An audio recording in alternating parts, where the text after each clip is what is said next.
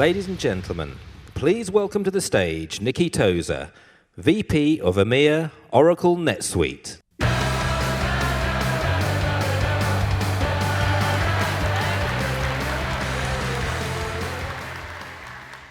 Morning everyone, welcome to SuiteConnect. Fantastic to see so many of you here this morning. I'm really excited about today. I'm sure we've got loads of a packed agenda for you and it's going to be a really great day, so welcome.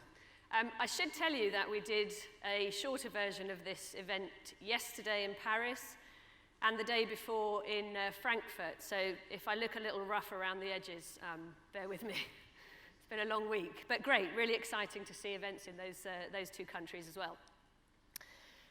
So my first job is to tell you about the Safe Harbour Statement. You'll have seen these before.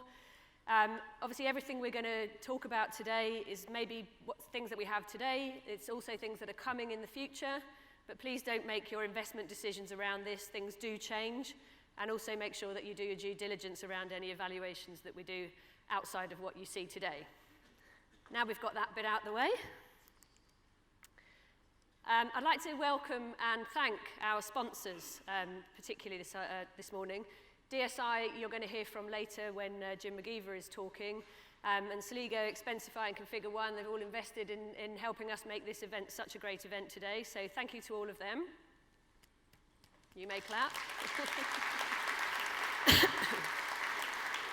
And please make sure during the breaks and at lunch and this afternoon you may take advantage of those sessions to go and look at their stands and look at the solutions that they've got to offer you, because you'll make sure you get better value out of your NetSuite investment if you do. So, thank you. My job this morning is to tell you about how we've been growing in EMEA, and it's been an adventurous ride over the last 18 months to 2 years since we got acquired by Oracle, and that's been a great thing for us because now NetSuite is used by 15,000 customers globally, and those customers vary from companies who have 1 or 2 people and just starting their journey to companies that are the very largest in our global economic environment, and that presents loads of different economic challenges and complexities in all of those businesses. So the very small businesses don't have processes. They want us to tell them how to make their business work and how to use systems. And so we're taking our operations into their organizations to help them do that.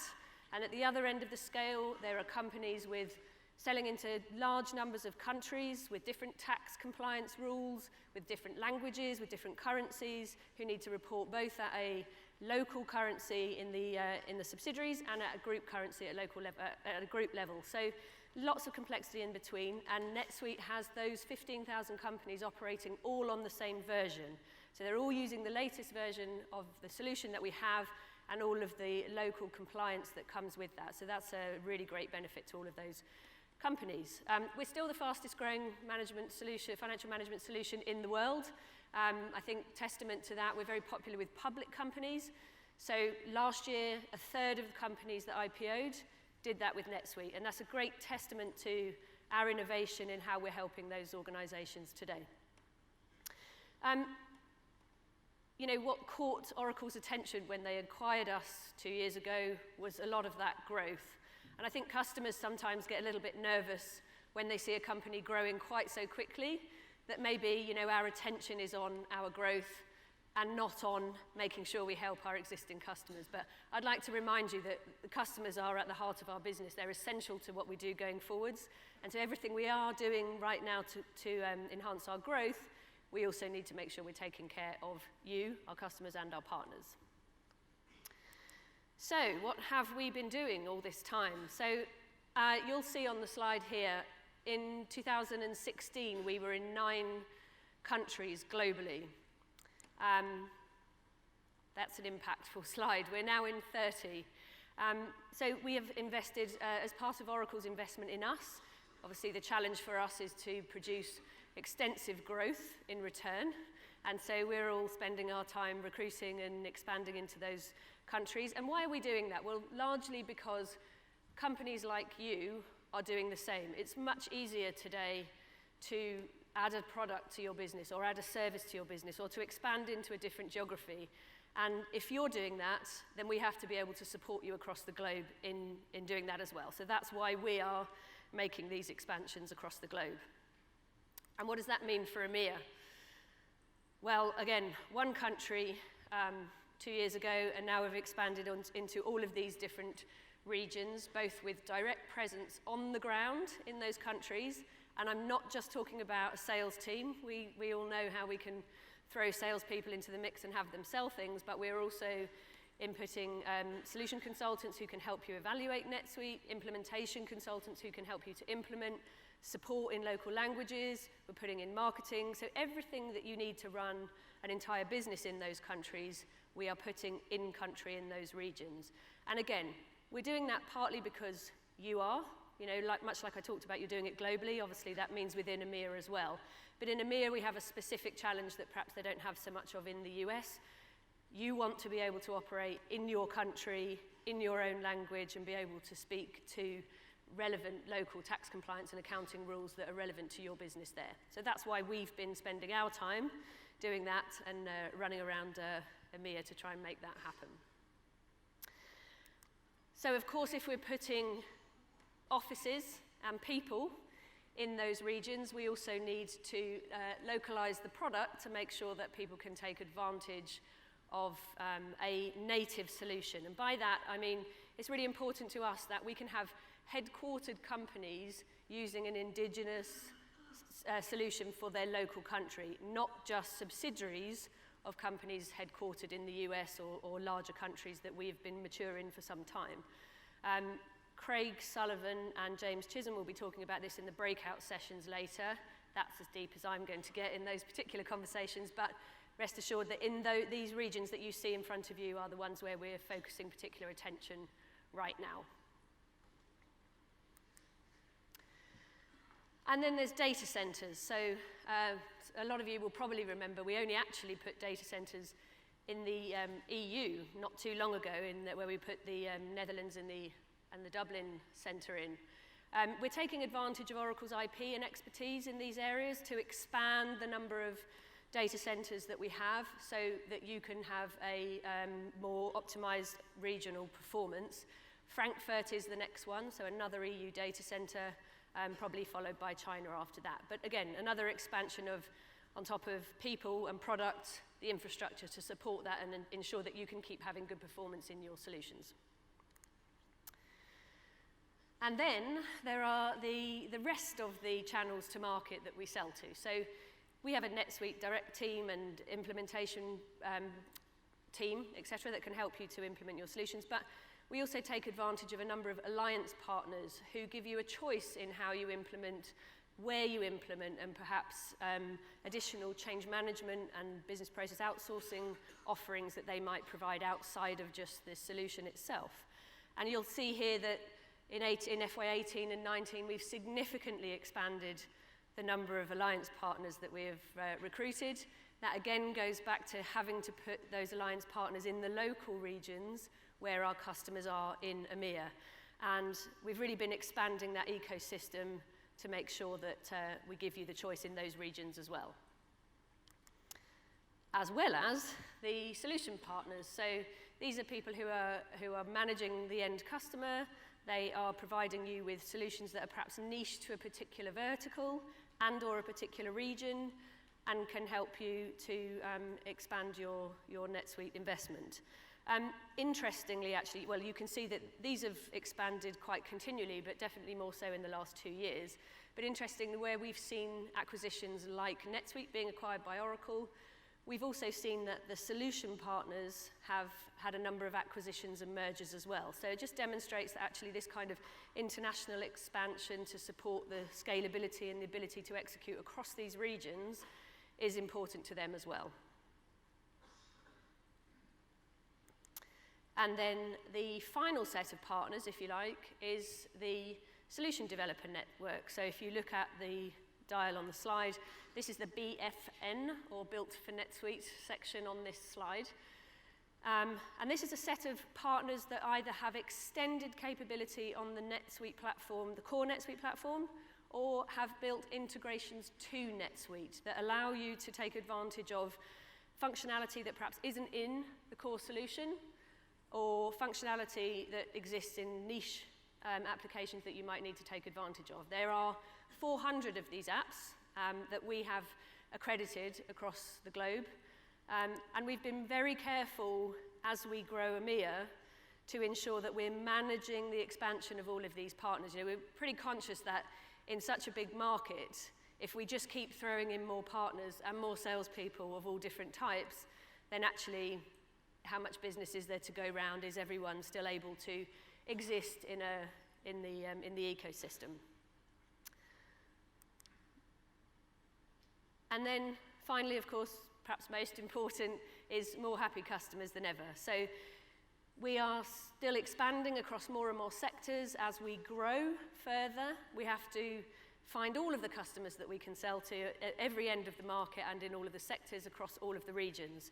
So these kind of events, I think, are really important. I get great customer feedback that lots of, particularly prospective customers, come to these kind of events and see that there is this massive NetSuite ecosystem out there that you don't know about until you see them all in one room, or perhaps when you're out in the ecosystem out there and you think, wow, there's all of these partners that put them all in one room, and it's really quite a powerful message.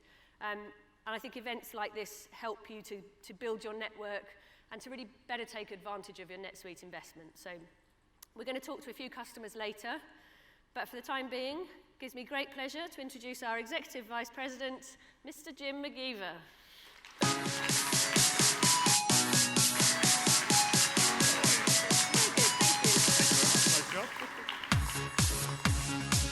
All right, good morning everyone. Great to be here.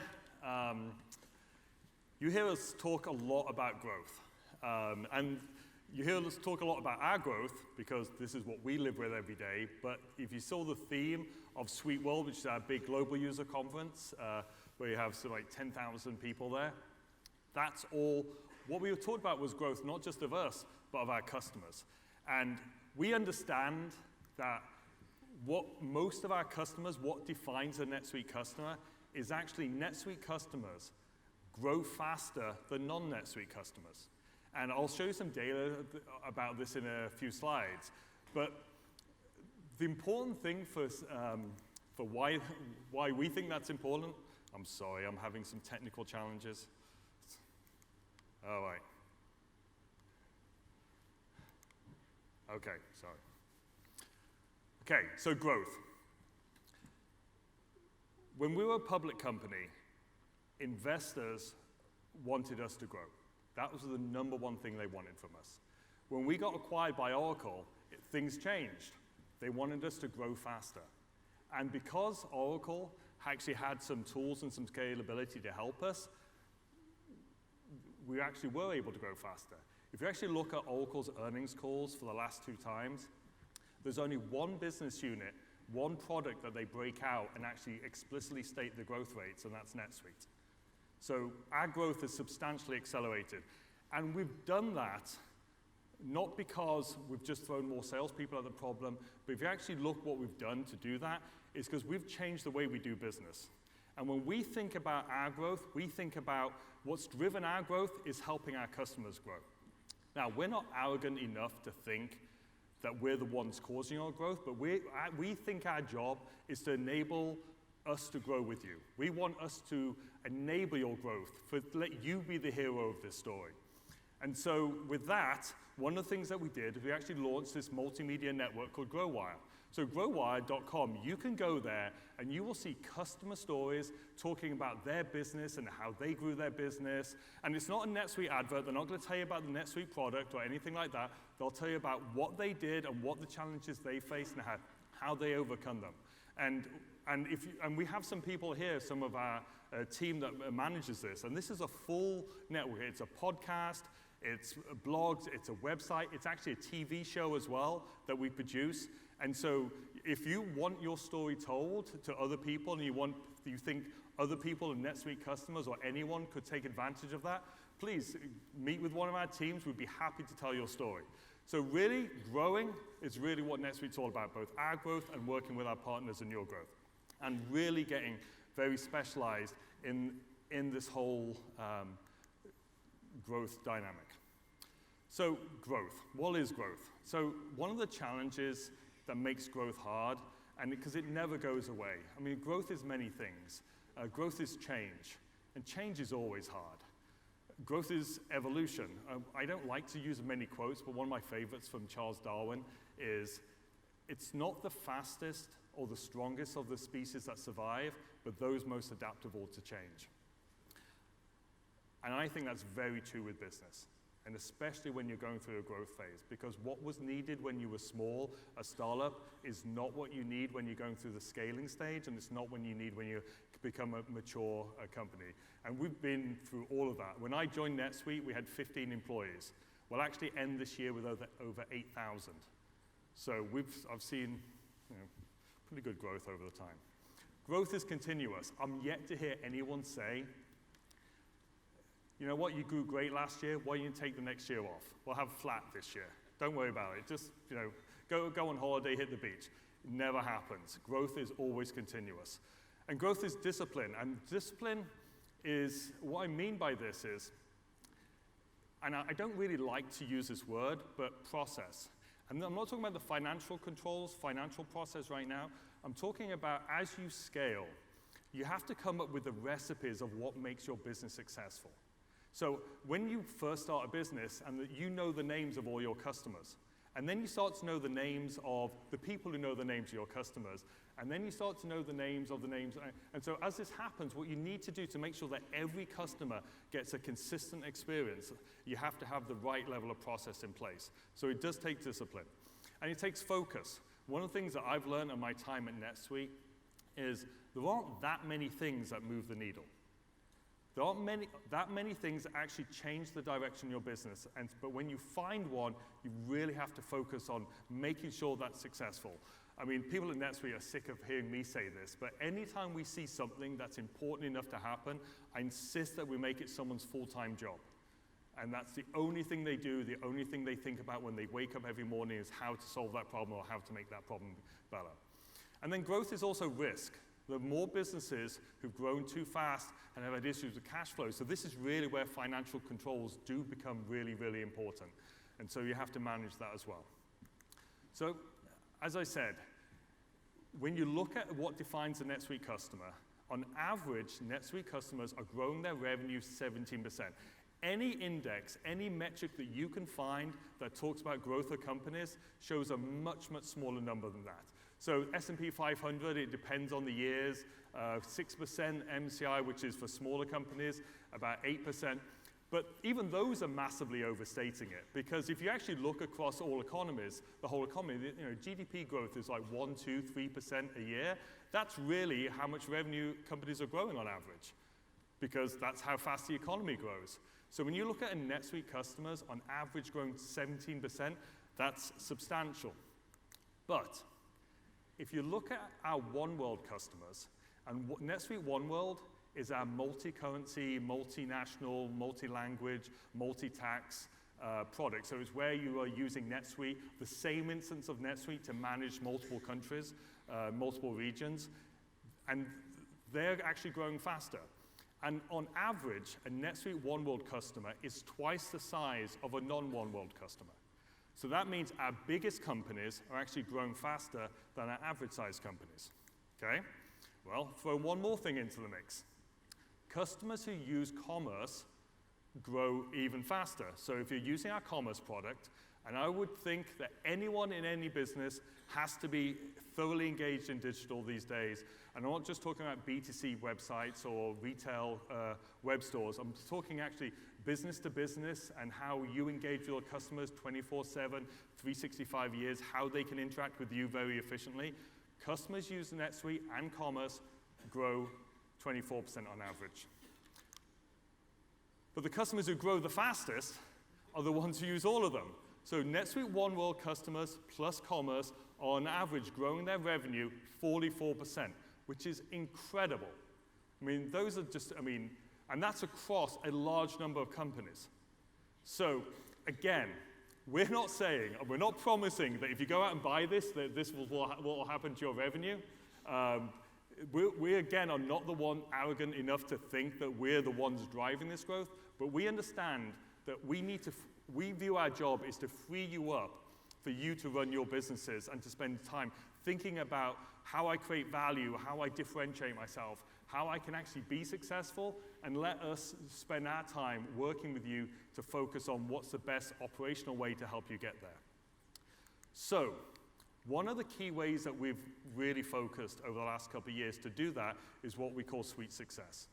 So in the last 2 or 3 years, we have dramatically changed how we've gone to market, how we build product. So it used to be the case we had a development team and they'd look, well, what do customers need? They'd talk to customers, they'd go build features. And the sales team would figure out, okay, what's the best way to engage with customers? And the services team would basically on day one of the implementation would ask, what would you like? And then we would give you what you asked us to do. That wasn't taking advantage of all the learnings, all the experience we have with these tens of thousands of companies and delivering to you not just the technology, but actually the solution to run your business. So we changed everything about 2 or 3 years ago. So what Suite Success is, these are verticalized, pre-packaged solutions by country that you can use. And so these are completely out of the box. And one of the things I mandated when we came up with this program, the mantra internally used to be, sell what you deliver, deliver what you sell. That means when you see a Suite Success demo, that demo account you see, which is a fully configured account that has demo data sets in, so fake data just to show you how the system works. The thing when you sign a contract with NetSuite, you'll get 2 things on the day you sign a contract with NetSuite. You'll get your invoice on the very same day. Very proud of that. And you'll also get your login to the system. Your login to the system, the account that you'll be provisioned, is the exact same thing you saw in the demo. The exact same thing. It just doesn't have the data in there. So if you're a perfect fit for the business, you can start using that system straight away. Import your data, you can get trained, you can get going. Now, most companies need some tweaking, but you can tweak at the edges rather than build everything from scratch. So the results of this have been phenomenal. And so we now have 53 Suite Success editions across a whole bunch of industries, and these are all vertical specific, industry specific. And what you're seeing when I look at the results of this, when you do this, you will get the solution much faster. The implementation times have come down by over 60%. It's far cheaper. You spend it's a lot fewer hours to implement, and it's better. The end result is far better. So our customers are far happier, and they like the result. And it makes it so much easier for us to support.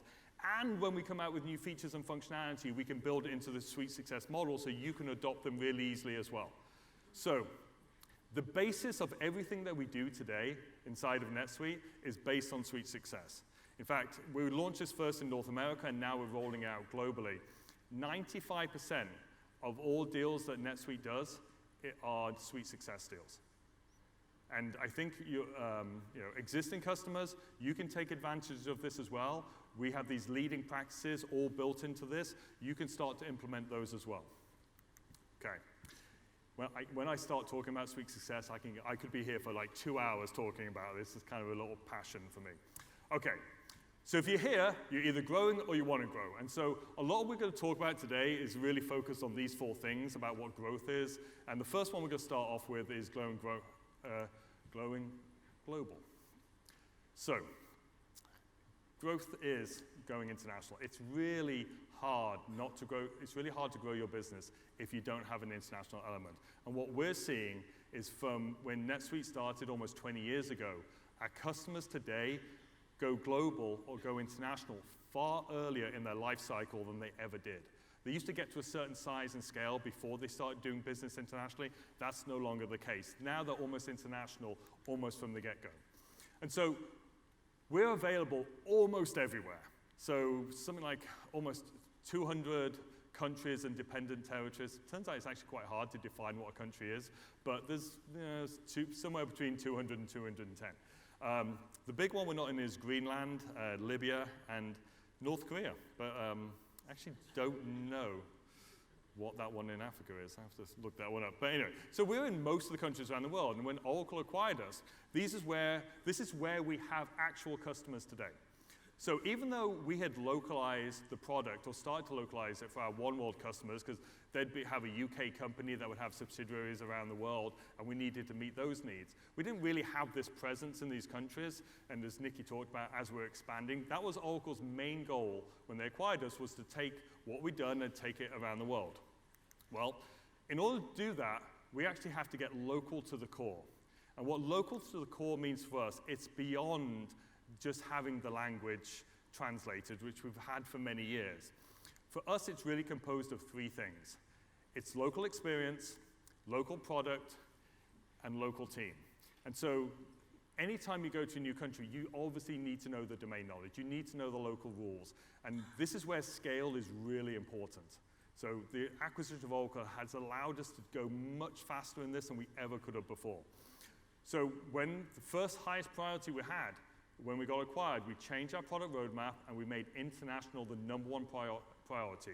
And many of our UK customers and our European customers have seen the benefits of this. 18.2 was really our international release, and you're going to see a lot more that comes in our spring release in 19 as well. But now we also have local teams, people on the ground who can deliver support in your local language. We used to make this joke that we wanted to be more German in Germany than SAP is, but that's actually become our mantra. It's no longer just a joke, it's actually what we're shooting for. And so when you actually look at the product, and you'll see a lot more of this in Craig Sullivan's keynote later, you're going to see built into the product is not just local language, but also local taxes, local accounting conventions, and this is in France, and the local tax forms. You actually see them, they're actually the forms in the product. You press a button, the forms get filled out with those numbers, and in certain countries where it's available, you can directly file with, in the VAT form, for example, in the UK, you directly file that with Customs and Excise. And a lot of that is built and was actually one of the most unique things that we did. When NetSuite built NetSuite for our international product, we didn't go out and acquire a German company and a Chinese company, a Japanese company, some local accounting firms and try and tie them together. When you operate in multiple countries, you are in the single subsidiary, single instance of NetSuite. But every single jurisdiction you're in have these different tax rules. So we actually maintain the tax rules of about 50 countries around the world ourselves. And then we have other partners in the more complicated countries, such as China, Brazil, and the US, where they maintain and will not only do the calculations and the filings for you, they will actually file your sales and use tax returns as well. So this has been a hard thing to get right, but you can be in a UK company, sell in Germany, sell in America, sell in China, and we will calculate the tax for you. Now, to talk about going global and what that means and some of those challenges, I would like to bring up Mark Goode, the president of DSI, and Georges-Henri Mongereau, the VP of Solar for Schneider Electric. Thank you.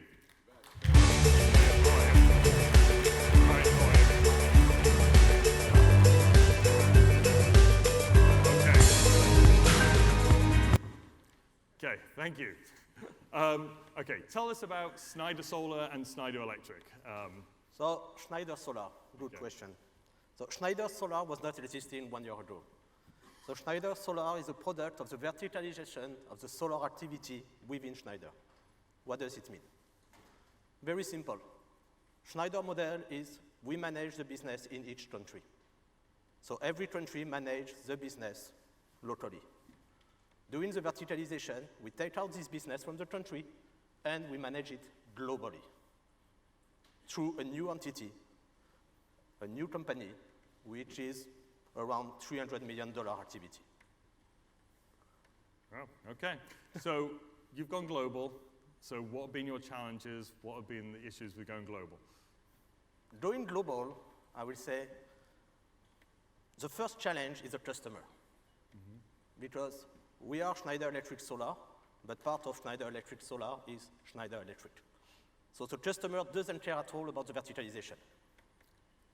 He has product, he wants services on product, he wants digital application, and he wants it to run and to work. So we need to do all the change without any impact on our customer. Second main point is the people. You don't verticalize people in all the world just like this. Very tough to create a team and to manage it. Third point is the process. We talked about new company. So new company, new ERP, new service module. I will talk a lot about services, as I'm in charge of services, of course. So new module for services. And all this, we have to implement it without any issue for the customer. And of course, as you were talking, we want growth. Mm-hmm. And today, we will achieve more than 20% growth. So less than the 44%, but maybe we'll start to use also commerce, and maybe we will go higher. Yeah, that safe harbor statement, that was when we were referring to that 44%. So when did you expand? Because you've been expanding to additional countries a lot recently. So we did, the first big milestone was in April this year, and we will finish the verticalization of 14 countries where we have local resources dedicated before end of the year. So within 8-9 months time frame. Right, and it was a 10x increase in employees during that time? Yes. So if I take services, for example, we moved from 20 people 18 months ago, and we will finish end of the year between 200 and 250 people. Wow. Wow. That's in multiple countries. That's a lot of growth. So this is something we really struggled with, and it took us a while to get right. But how do you maintain the culture when you expand that fast in so many different places? As I was saying, after the customers, really the main point is the people. You can have the best process, you can have the best tools, you need to have the people on board. So what we did is, with my team, we recreate and focus on the people. How to make sure that they got the information. How we are make sure that we recognize them. Because typically, we have some country where we have 3-4 people. All these 3 or 4 people think that they are part of the team. So we put a very strong onboarding process, and we develop also very simple tools. Lot of internal newspaper with nothing fantastic inside, but mainly explaining who is doing what. Because the first question is, okay, I'm in Taiwan, what the guy in US are doing? I have an issue here. Who I need to contact in the organization? So very simple, focus on the organization, then focus on the process. And so we work a lot with DSI who support us through this change. And even before to deploy it, we start the communication. We start some presentation. We explain how it will work, why we do it, in order for the people to feel more comfortable. Verticalization is something very hard for the people. You know, you live in your country, you're under Schneider within the country, so it's very nice. And suddenly, somebody will come to you and say, by the way, now you go to this global entity.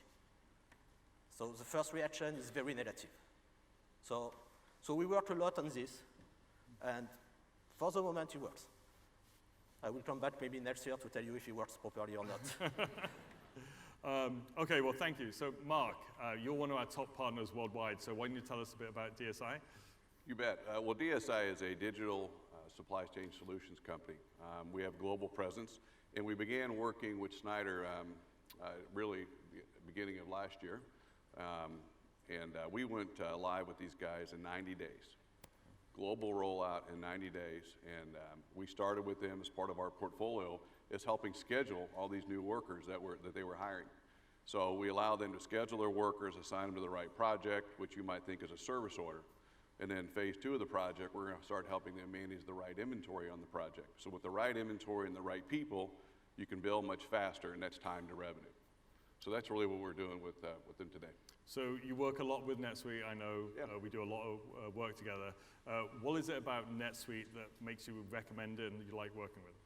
Well, I think what you said about your customer base, we exemplify that. We adopted NetSuite internally at our company, and that 44% growth rate, we're higher than that this year. Appreciate So I'm a huge testament to that.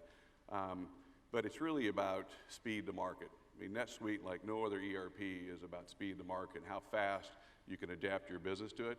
And businesses are always changing, and your ERP solution has to change. NetSuite is not the legacy ERP of the past. And a lot of the legacy ERP vendors of the past want to act contemporary, but NetSuite is the only one who can really deliver that on a global scale. Okay.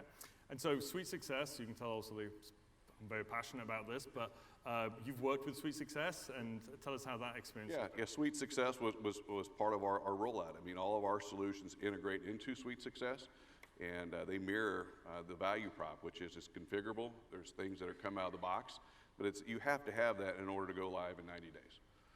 Because, again, if you don't go live in 90 days, your business is going to change in 180 days, and you have to be live to keep making changes to keep up with all that growth. Okay, well, thank you very much. I really appreciate it. Thank you. Thank you very much.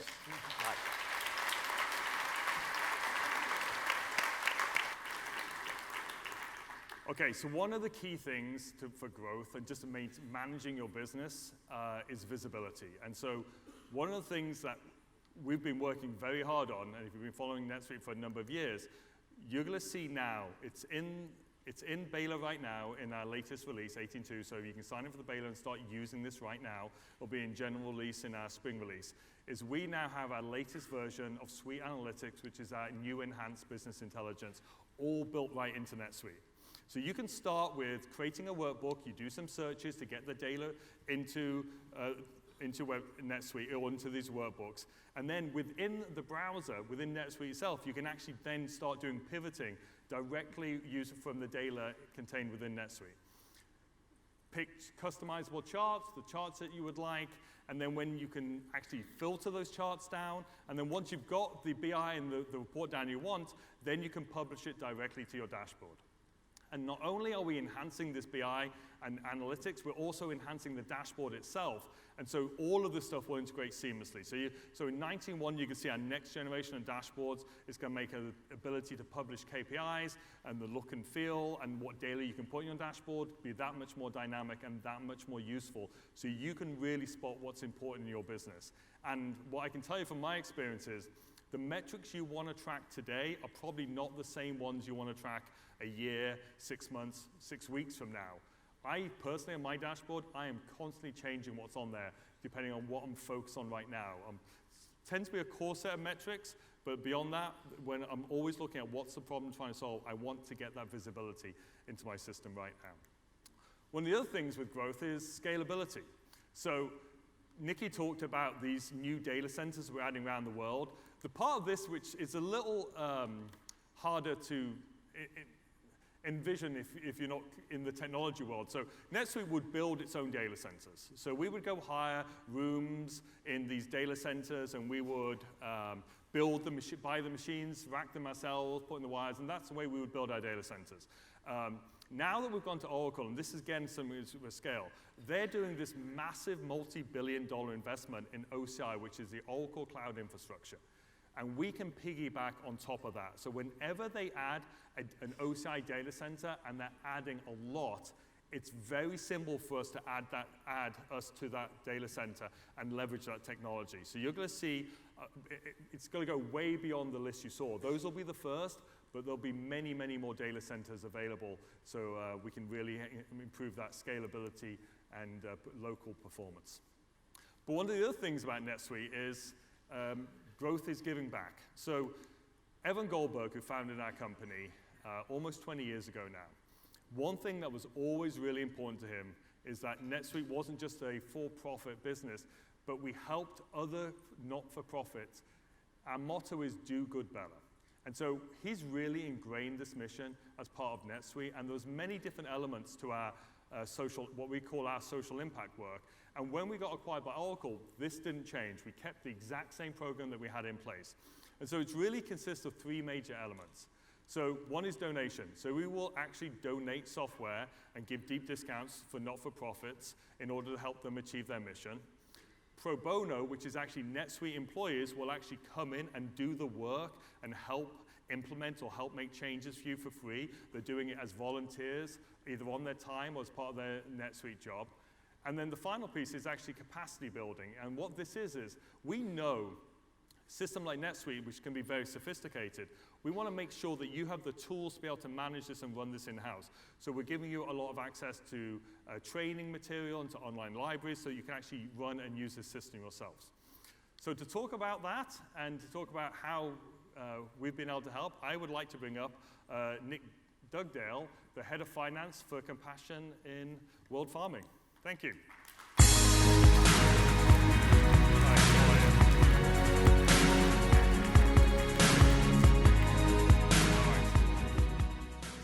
tell us about Compassion in World Farming. So Compassion in World Farming are a global movement.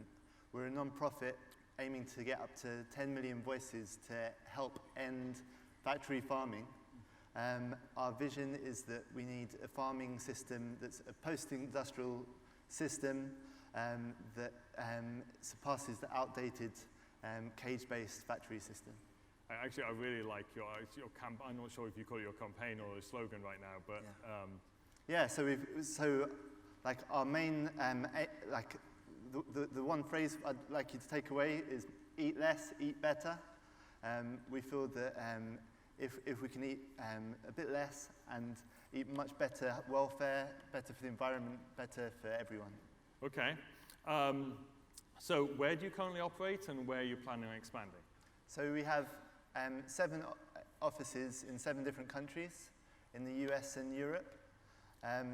We work, as a non-profit, we work much more globally than that, and our vision is to work everywhere and to make that change everywhere. So our program is working in China, and in Asia we're hoping to grow.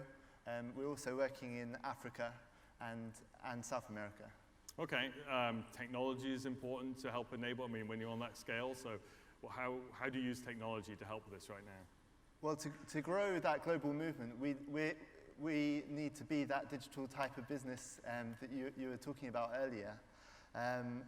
We need to... Sorry, but I mean, you're expected to grow as well, right? I mean, exactly. You're not for profit, it's not as... Exactly. Our income growth was 20% in the last year. Good. Bring up our so average. we're bringing like up your ONEWORLD like average. Yes, and our movement is growing. So we've really hit that tipping point where we feel that we're going to be growing and accelerating our growth.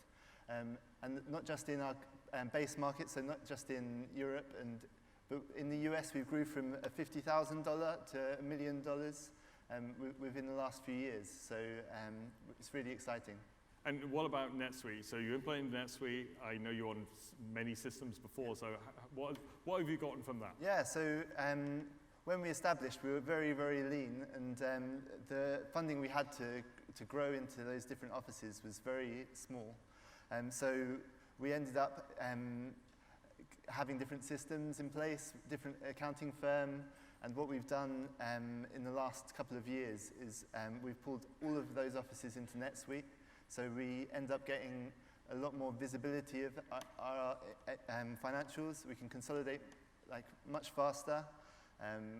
We implemented the system really, really fast as well. How fast? We signed off the contract in December, and then we were live in April. So it was really great for us to be able to do that and then pull all those financial information together. And so, Suite Impact. So you've leveraged this program to help with all this. So maybe you can explain how. Yes, Suite. We're so. Thanks again for having us here to be able to talk about what we do.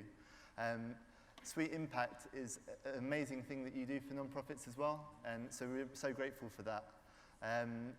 We couldn't have started this relationship, I don't think, without that being a fundamental bit of what NetSuite do, and it was really, and NetSuite have been engaged from a pro bono basis. So each of those 3 things that you mentioned, actually the donation, but also the pro bono services. We had pro bono consultants from across the world helping us with either automating a process or coaching our staff on how the system works and improving that capacity.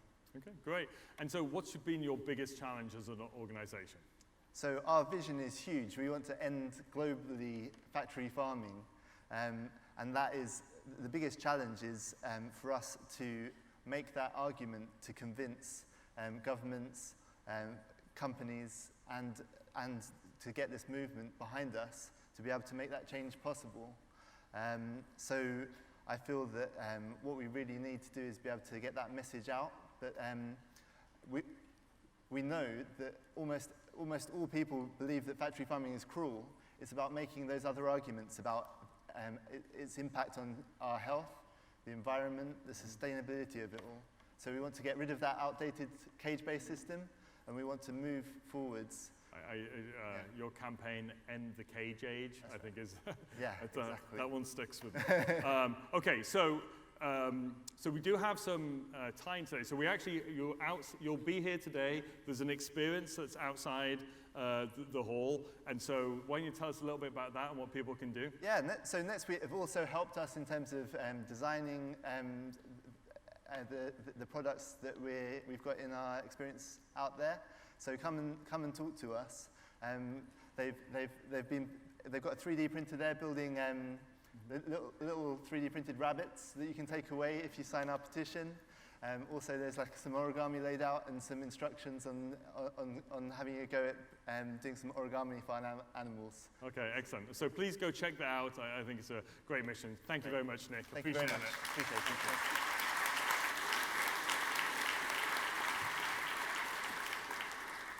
Okay, so with that, I'm going to bring back Nicky Tozer, who's going to bring some more customers so you can hear from their experience. So thank you very much. Nicky?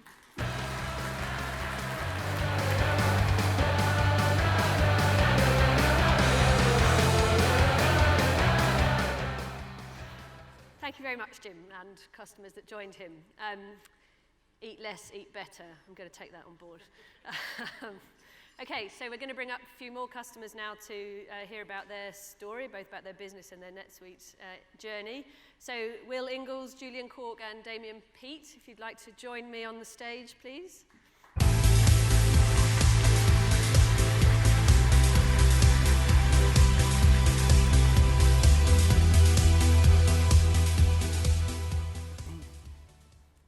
So, morning guys, thank you for joining us today. I'm going to start with just giving you an opportunity to tell everybody about your organisation. So, shall we start with you, Will?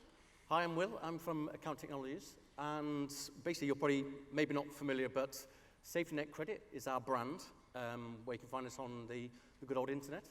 And basically, what we provide is an alternative financing for consumers. You know the story when, you've been with your bank for so many years, and then suddenly something happens, and one of the direct debits or one of the standing orders goes through the bank and you go overdrawn. And then suddenly the delightful banks then put some hefty charges on your accounts. And despite being a loyal customer for 10, 15 years, what have you, it's still charged you. So what we provide is through strong diligence of consumers and their affordability, the ability to have an alternative lending from us. And what we do with a lot of analytics and other very, very clever things within the background with our own technology is able to then fund that money across to the bank accounts from a sweeping mechanism. And because what we do is we go on a daily basis, sweep individual customers' accounts maybe 5 or 6 times a day to monitor the status on their account and the status, if any money needs to go across to the bank account so they don't get charged with overdraft costs, then we can then action that very, very clearly. Obviously, our business is very highly regulated, and so what we're doing is there's a lot of work that goes behind the scenes on the regulatory type. And we are all based in speaking to other colleagues this morning in Paris, London, places in China. Well, I can bring you to High Wycombe, if you fancy that. And we have 150 people. We've grown very, very dramatically over the past few years. And we have a big call center there that supports our customers and the back office. And we have also an office in London where we have all our developers, where the IP sits as well in that company. Thank you, Will. Julian, tell us about Landbay Partners. Good morning, my name is Julian Cork and I'm the COO of Landbay Partners. Landbay is a marketplace platform for buy-to-let mortgages. What I mean by that is that we have 2 sides to a marketplace. We have the lending of buy-to-let mortgages to landlords within the UK, and on the other side we provide a platform for investors to invest money, be it individual investors through ISA products or institutional investors directly onto the platform. Our platform brings together these 2 sides of the marketplace and passes the interest earned from the mortgages to the investors. Pretty simple concept. We started in 2014, we did our first mortgage in 2015, and now we've lent over £180 million, so we've seen quite significant growth. And we're about 50 people organisation, and to date we have had 0 defaults on the whole credit book. thank you. So Damian, I don't think people can see your feet, but if you could, Damian, why don't you tell us about Viva Barefoot? My name's Damian, and I am the operations director at Viva Barefoot. We make shoes, but in a slightly different model to traditional shoes, in that we kind of believe that shoes are bad for you. And so we make shoes that are wide, thin, and flexible, because we believe the foot has all of the technology that we need as human beings. And so we try and make a shoe that kind of doesn't hinder the foot as much as possible. Okay, thank you. So, Will, I'm going to start with you. So you've doubled in growth. Yep. How prepared were you for that growth, and what were the challenges that you had with that?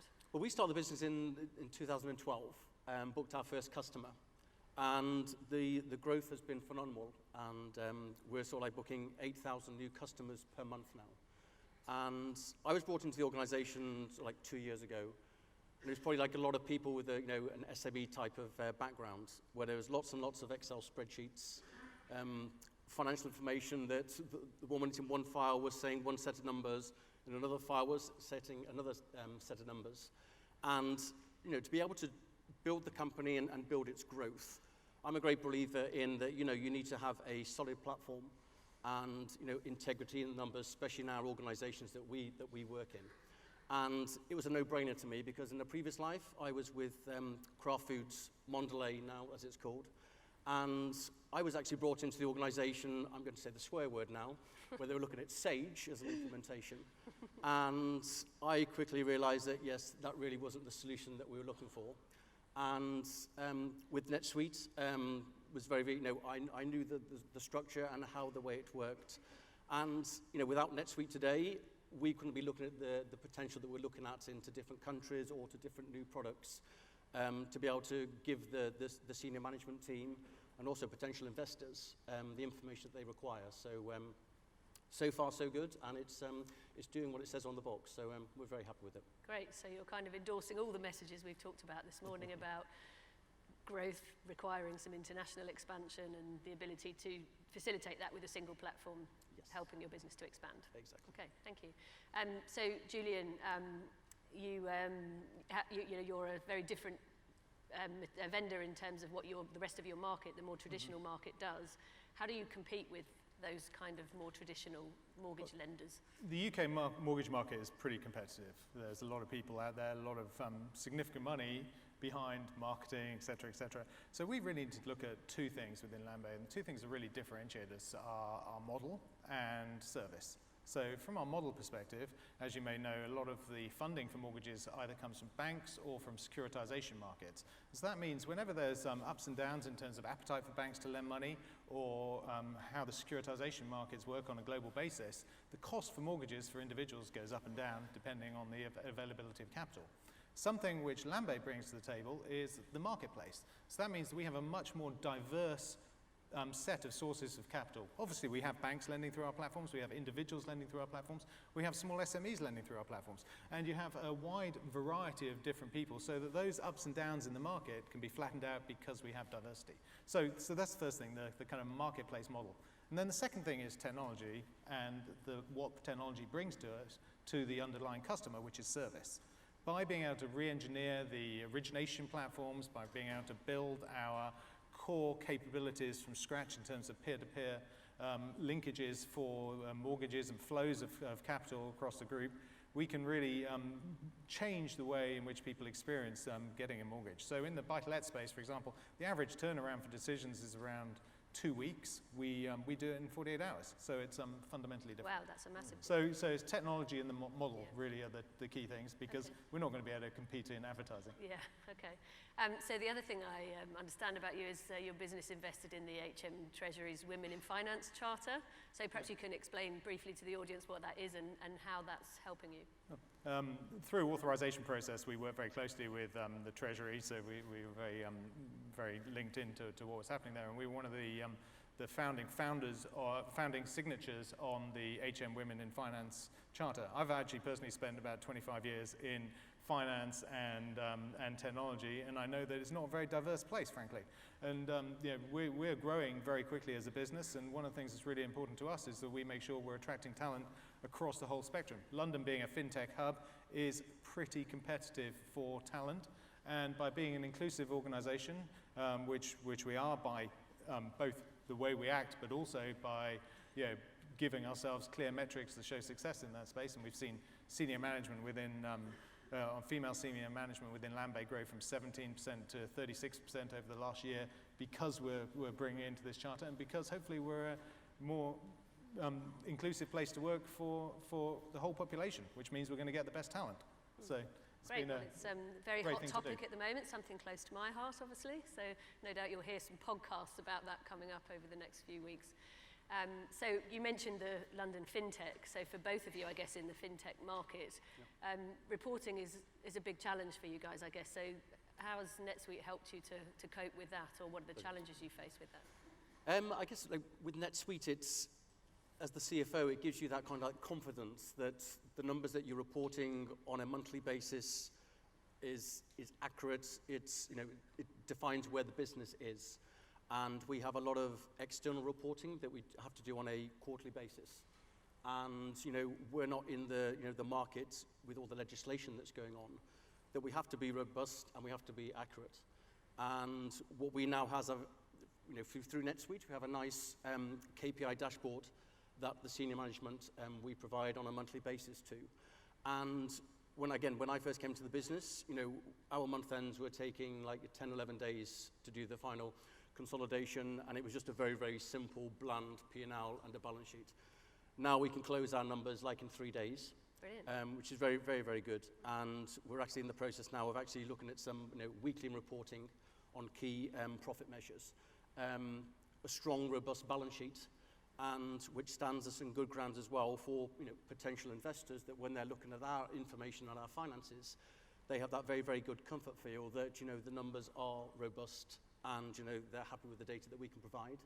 And we can also actually share, just rather than just like a one single profit and loss for the UK, we can actually look at it now by region, and we can also look at it by bank. So we can look at the risk profile within the organization as well on a monthly basis, which is great. And we have, against the reports, and we revise our budgets every 3 months now. So every 3 months we have a revising forecast, and we're constantly comparing against those budgets as well. So we know exactly where we are. I always describe it as a plane at 35,000 feet.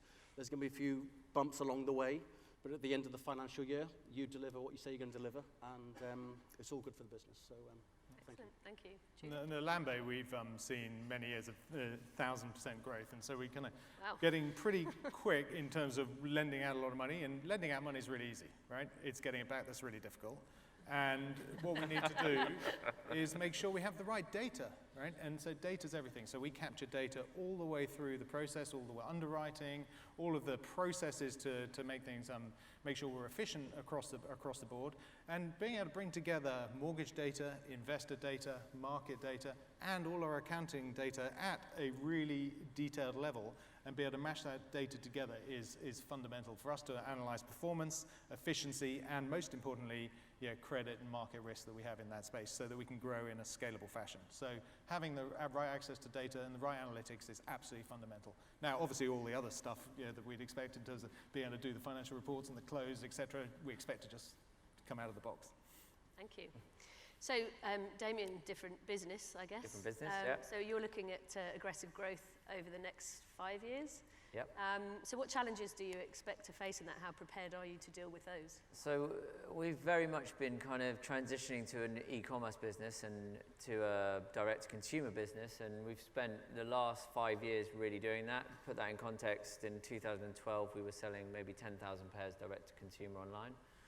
We're now doing, in the past financial year, we just did 140,000 pairs. We're on target to do 180 to 190,000 pairs this year direct-to-consumer. So it's going well, but it's still only about 50–55% of our business. Right. So we're really looking to, in the next 5 years, transition that to 80% of our business being direct to consumer.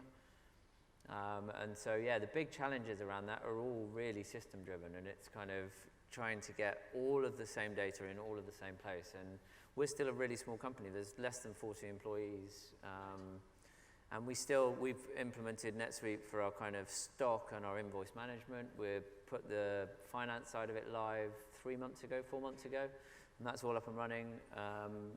but the next big pieces are trying to integrate in e-commerce completely and maybe with SuiteCommerce, and then with getting our warehouses and getting all of that stuff. So we have one true data set. So you're interested in Jim's stats earlier about how much very faster much you so, can yes. grow with the, Yeah. with the whole And the package. One World thing as well, because while we are a UK-based company, our biggest market is America. We're growing rapidly in Europe. We have an office in China, so the One World thing is very important for us. Okay. And so if you're making that transition from a bricks and mortar type approach to a direct to consumer, how do you translate that customer experience into your online direct model? I mean, that's an interesting one, because it's difficult, but the whole, I know NetSuite have spoken a lot about omnichannel before, and that's still something that really appeals to us. We only have one retail store ourselves, but it would be amazing if once e-commerce is all joined up, if a consumer can go into our store, have the full experience where we will have running coaches, we'll have movement coaches, we'll have people telling you about your feet and how important they are, but then be able to kind of look up what you've bought before and bring out a shoe for you that is the right size for you straight away, just with a very simple kind of touch with that consumer. 360 commerce full experience. Approach, yeah. Okay, great, thank you.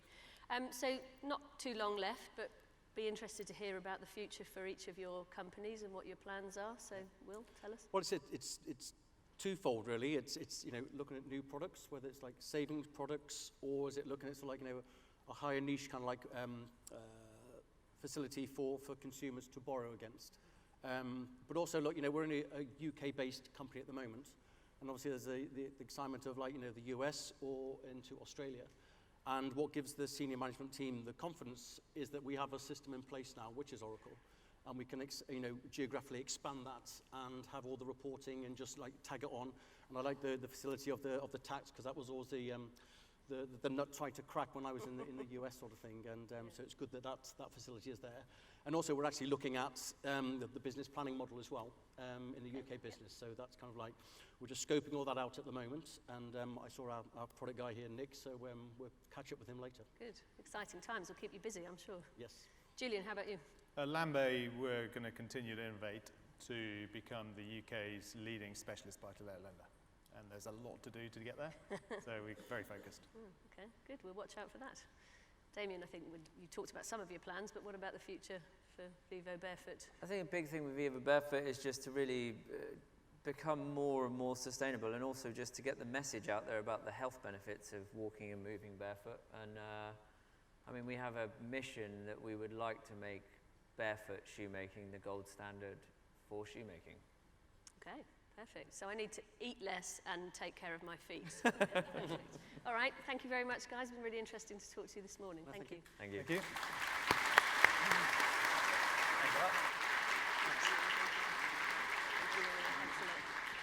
Okay, so we're nearly at the end of this morning's presentation. I just want to bring to your attention the agenda for the afternoon. So we are going to have some lunch shortly. Please remember to go and look at the expo out there, and to look at the DSI, and also to go to Nick's experience and make sure you sign the petition so we can all do our bit. This afternoon there are lots of breakout sessions. I'm sure you all have your agendas and loads of information for you to get from those. Then also, if you haven't had enough today, or if you just fancy a trip to Vegas in April, some of us will, I'm sure, don't forget that the SuiteWorld 19 has been announced now in Vegas, 1st to the 4th of April. We are actually running a taster, if you like. If you submit a suggestion for a breakout session at netsuitesuiteworld.com, easy for you to say, you have an opportunity to win a conference pass there, so make sure you get your ideas submitted there. And with that, thank you to all of the speakers this morning, to Jim and all of the customers that have got involved this morning. It's always great to hear from you, so you don't have to hear just from us all the time. So thank you very much. Enjoy lunch and the rest of your day.